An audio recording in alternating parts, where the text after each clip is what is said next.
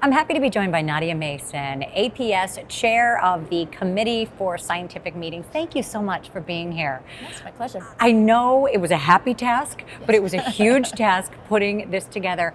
Talk to me about the areas of focus for the committee and really why you chose those areas. Yes, absolutely. Well, first of all, I want to say it wasn't just our committee. I mean, putting this meeting together is a huge endeavor that takes the Division of Condensed Matter Physics, who runs the thing, and then all the way down the leadership. The American Physical Society thinks about this and helps organize it. So we're just sort of the last barrier to go through and think of policies and things to do at this meeting.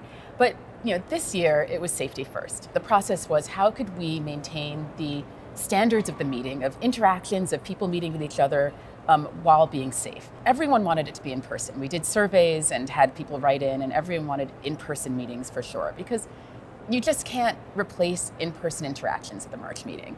You can feel the energy in the hallways here, in the sessions. Yeah, it's wonderful. Yeah, absolutely. Just bumping into each other, hearing about talks and talking to the speakers afterwards, one-on-one. Those are things, going out for reunion dinners. This is what makes it so special for all of us. So we all wanted it in person, but we wanted it to be safe. And I should mention, it's an international meeting. So even though local standards have changed on mask wearing, people are coming from all over the world, and we wanted to make sure that everyone felt safe no matter where they came from and when everyone gets together. And you worked very hard on that safety. I mean, just in terms of checking in and mask wearing while you're here. Yeah, absolutely. And I think it worked. People here are filling out daily surveys. Everyone has a vaccination check. Everyone has a test before they come. And so I think I can definitely feel that people feel comfortable, which is important, and are interacting, right? Are doing what we want them to do.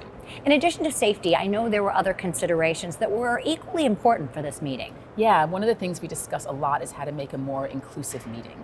So we think a lot about a code of conduct, making sure that all members are treated respectfully and professionally.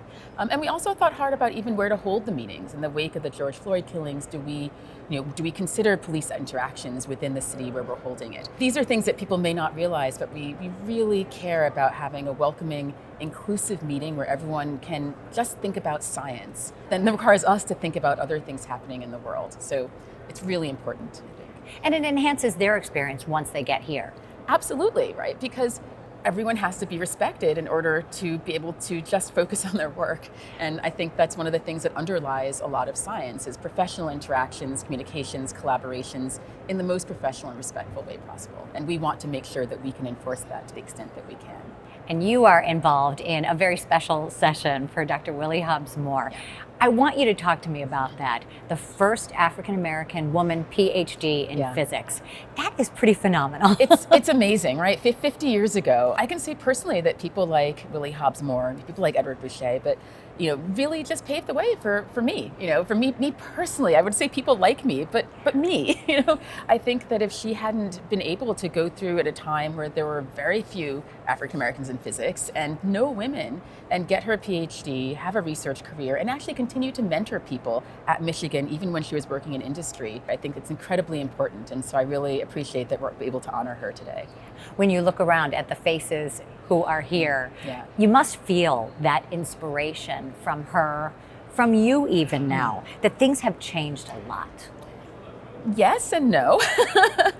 Things have changed a lot, and yet they've changed too slowly for many of us. There's still a vast number of people who are underrepresented in physics, and so we have a long way to go. The APS is leading the way in terms of diversity initiatives, bridge programs, trying to bring more people in, but it's something that I think we all really need to work at still and push for. And what do you think needs to be done? What's the most important thing to help people and to bring even more diversity? If they're leading the charge, how do you make it even better? Two things, I would say. One is increasing pipelines, so making sure that the education system is robust, starting from elementary, middle, and high school through college, that it's inclusive to everyone. Everyone has opportunities. It's so varied in this country, what education, when people take physics, what their background is, whether they have access to research opportunities, that we really need to make that more equal across the board. And the other is just making sure the climate is welcoming and inclusive, and that's something that all of us can do individually. Nadya Mason, congratulations on helping plan a great meeting, and thank you for joining us today. Thank you.